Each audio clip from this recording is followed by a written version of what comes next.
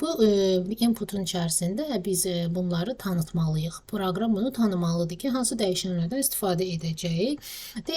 Və burada İlk rəqəmimizə baxırıq. İlk rəqəmimiz nədir? 1, sonra olacaq 2, sonra olacaq 3. Deməli biz bunu rəqəm kimi istifadə edə bilmədiyimiz üçün buna dəyişən adı veririk. Burada verirəm bir dənə i. Deməli mənim hələ ki düsturumda istifadə edəcəyim dəyişənlər bunlardan ibarət. Düşdük aşağı. İndi hələ ki biz giriş hissəsini yerinə yetiririk. Aha, indi baxıram ki, əgər sizdə düstur şəklində verilib toplama işarəsindən istifadə olunubsa, S-inizə 0 verirsiniz. Vurma istifadə olunursa, o zaman 1-dən istifadə edirik. S-imizə 0-ı mənimsətdik, sonra i-yə 1 veririk. Çünki bu birinci dəyişənimizin adını biz i vermişik.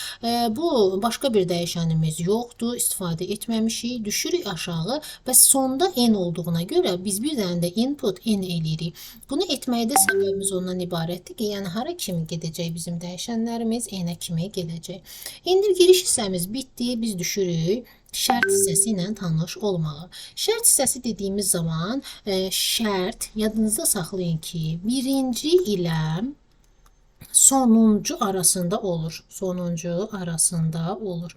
Bu dəyişməz olaraq qalır. Birinci ilə sonuncu arasında. Birinci ədədimiz nədir? i. Sonuncu ədədimiz nədir? n. Deməli, i kiçikdir, bərabərdir. n daxil olduğu üçün n-imizi də götürürük. Düşürük aşağı. Biz şərtimiz, baxın, bu ikinci hissəmizdə yerinə yetirdik. İndi düstur. Düsturda bizim əsas məsələ düsturumuzdur. S bərabərdir, S üstəgəl. Bunu nə üçün belə yazdığımızı indi tətbiq etdiyim zaman sizə göstərəcəm. S bərabərdir, S üstə gəlinsin. Nə? Birinci ədədim nədir? i. i-mi qeyd elədim. Bəs i burada 1-dir, sonra olacaq 2, sonra olacaq 3. Deməli, mən i-ni bir vahid artırıram. Artırdım. Bununla da bizim işimiz bitdi. Qalxdıq, buna deyirik dövrü alqoritmdir və sonra biz bunu çapa s-i veririk. Və son. Yaxşı, burada nə üçün s bərabər s üstə gəl? i yazdıq. Gəlin, indi onu aydınlaşdıraq. Baxın, uşaqlar. Deməli, i nədir? 1. 1 kiçikdir. N-ə də verirəm. Baxın, N-ə də verdim 5. 3 gəlin verək. Çox böyük rəqəm olmasın, tez bitsin. i oldu 1. 1 kiçikdir, bərabərsən 3-dən. Dedim, hə. Hə dediyim üçün düşürəm aşağı. S bərabərdir. S-in sonuncu qiyməti nə idi? 0. Üstə gəlinsin 1. 0 üstə 1 gələndə oldu 1. i artdı. Oldu neçə? 2. Qalxırıq yuxarı. 2 kiçik bərabərsən 3-dən dedi. Hə, S bərabərdir. Baxın, S bərabər S üstə gəl, ona görə qoymuşuq ki, S-in sonuncu qiyməti, baxın, S-in sonuncu qiyməti nədir? 1. Üstə gəlinsin i-nin sonuncu qiyməti 2. Düsturumu alıram mı? Baxın, düstur nə idi? 1 üstə gəl 2. Bəli, i oldu 3. Qalxıram yuxarı. 3 kiçik bərabərsən 3-dən dedi. Hə, S bərabər. S-in sonuncu qiyməti 1 üstə gəl 2. i-nin sonuncu qiyməti 3 olduğu üçün bu şəkildə davam etmiş olur. i də olur 4. Təzədən 4 kiçikdir, bərabər 3-dən yox. Və düstur bu şəkildə alınır. Ümid edirəm ki, düstur qurmaqda yəni bir probleminiz olmayacaq. Gəlin davam edək indi. Sonra ikinci tapşırığa indi baxırıq. İkinci tapşırığımızda isə bizə deyir ki, S bərabərdir 2-nin kvadratı üstəgə 4-ün kvadratı üstəgə 6-nın kvadratı və üstəgə n-in kvadratı. Yenə də ardıcıllığımız eyni formada qalır. Birinci girişdir. Giriş dediyimiz hansı dəyişənlərdən istifadə olunub? S-dən. Sonra birinci verilmiş ədədə biz i adı veririk və n istifadə olunduğuna görə biz bunları tanış elədik. Üzr istəyirəm, mən bayaqçı proqramı floqoritmdə qurmadım. Gəlin bunu floqoritmdə quraq sonra. Gəlin indi biz bunu floqoritmdə tətbiq eləyək. Bunu necə tətbiq eləyəcəyik?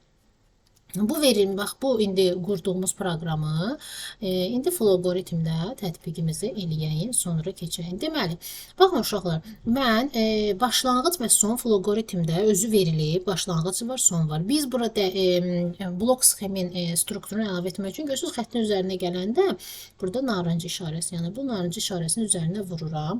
İndi mənə nə deyir? Burada biz inputla daxil edirik, əgər kağız üzərində qeyd edirsən, amma proqramda dekləri ilə daxil edirik. Deklərin üzərinə vururam və dəyişir. Hansı ki, biz nələr tanıtmışdıq? S, N və I. Daxil elədim. Okey. İndi təzədən yenidən xəttin üzərinə vururam. İndi mən nə etməliyəm? Bayaq bildirdiyim kimi assign-ın içərisində assign-ın içərisində s-imə verirəm 0s bərabərdir 0. Okey. Burada düzdür biz kağız üzərində yazan zaman bir assign-ın içərisində bir neçə dəyişənin qiymət mənimsədə bilirik. Amma proqram bunu belə götürmür. Proqram hər birini ya tək-tək götürür. Ona görə tək-tək hər birinə qiymətlərimizi mənimsədirik. Növbəti assign-ın içərisində i-yə də verdim 1-mi. Okey. Deməli, aha, indi bir dənə daha mənim n-im var. N-im inputla verirəm. Input n. Əgər çıxışa verəndə outputla verəcəm. Mən burada daxil etdim verilənlərimi. Bax, burada fikir verirsiniz, integer tipi oldu. Əgər mən bunu bayaq daxil edən zaman kəsr ədədlərlə işləyəcəmsə və yaxud da sətr dırnaqda işləyəcəmsə, məntiqi ədədlərlə işləyəcəmsə, bunları burada mən seçirəm. Mən indi ədədim integer olduğu üçün integer olaraq saxlayıram. İndi gəldik, çıxdıq. Deməli, burada if var, while var. If, while hər ikisi eyni formada göstərilir, amma içərisində yazılmaqla biz seçə bilirik. Çünki məndə dövrə alqoritmli, onun üçün while seçirəm. While'ımı seçdim və deyirəm ki, nə qədər ki i kiçik idi bərabərdir n-dən. Aha. İndi mən nə qədər ki kiçik idi bərabərdir n-dən hər qolunda yenə də assign daxil eləyirəm. Yazıram s bərabərdir. S üstə gəlinsin i-yə. Sonra yenə də i-mi artırıram. Növbəti assign i bərabərdir. i üstə gəlinsin 1. Bu isə i-ni artırmaq üçün istifadə olunur və mən yox qolunda nə zaman ki yox deyəcək, yox qolunda da mən burada səhv qoydum, çünki nəyə görə assign yox, biz deməli nə qoymalıyıq bura? Output qoymalıyıq. Outputumuz hardadır? Output s eləyirəm. Bu da bunun çapa verilməsi üçündür. Və end də burada olduğu kimi var. Deməli ki,